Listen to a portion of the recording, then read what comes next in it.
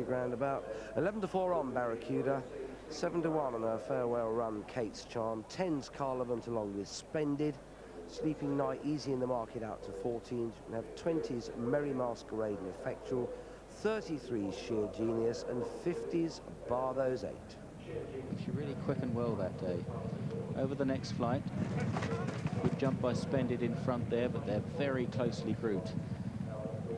All in a cluster as they run towards the 8th flight. Splendid, Merry Masquerade, Carlevant the inside, Effectual a bit awkward. Sir Talbot racing strongly up the inner of Sleeping Night, then Baracouda, Kate's Charm, and Sheer Genius. And you'd be hard pushed to pick the winner at the moment if they were all of the same ability. John, Jim, watching Baracouda under a patient ride.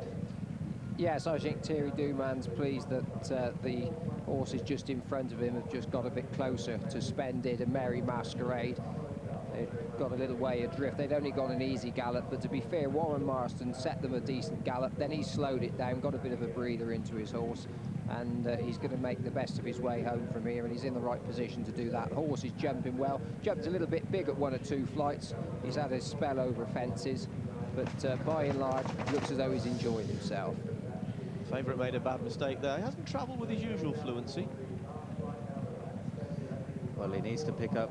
He tends to finish powerfully, Baracouda. At Ascot last time, he was pushed along about a mile from the finish, and he came storming through. But these race tactics are telegraphed by Warren Marston on Splendid here. He's really trying to run the sting out of the others. Splendid lands over 3 out with a 4-length lead over Carlevant. Then Effectual, Baracouda moving up on the outside into 4th. Then Merry Masquerade, who's struggling to go on. Sir Talbot on the inside, Sleeping Night. Kate's Charm and Sheer Genius is forced wide as they run round the final turn, and there's a few jockeys beginning to push away here. Splendid is not stopping in front. Baracouda's got a bit of work to do in disputing 4th place as Splendid runs round the final turn, kicking 4 or 5 lengths clear of Effectual, then Carlevant, Baracouda and Sir Talbot, then Kate's Charm, Sleeping Night, and then Sheer Genius brought to the outside. They're getting closer to Splendid now as they range down towards 2 out. Splendid from Carlevant, Effectual. Now Baracouda is beginning to stride forward with a great deal of purpose, and a good jump there helped a great deal too. Sir Talbot was a faller there, a crunching fall, and Baracouda takes over now, but Carlevant is fighting back, and here's Kate's Charm unleashing a run. Splendid and Sleeping Night are close up at the final flight. Baracouda, a good jump when he needed it from Kate's Charm and Sleeping Night. Then Carlevant on the far side, and Splendid back in 5th place. Baracouda only by a length and a half to Sleeping Night and Kate's Charm, who are snapping at his heels, but he wins again. Baracouda wins the Rendlesham from Sleeping Night and Kate's Charm. Then in 4th place, Carlevant from Splendid. They were clear of Effectual and Merry Masquerade and Sheer Genius.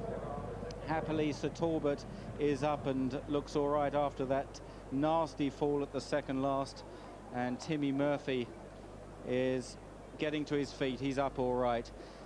There's Timmy. Sir Talbot, who's not had the best of luck in the last couple of years. Baracouda, though, there's Sir Talbot galloping free and looks okay. Baracouda retains his unbeaten record in Britain. Well, of course, it was the Rendlesham Hurdle. It went to, well, no surprises, number 1, Baracouda, 1 to 3 favourite. Second, number 8, that was Sleeping Night at 14 to 1. And third, running her last race, number 3, Kate's Charm. She ran a brilliant race as well at 9 to 1. All 9.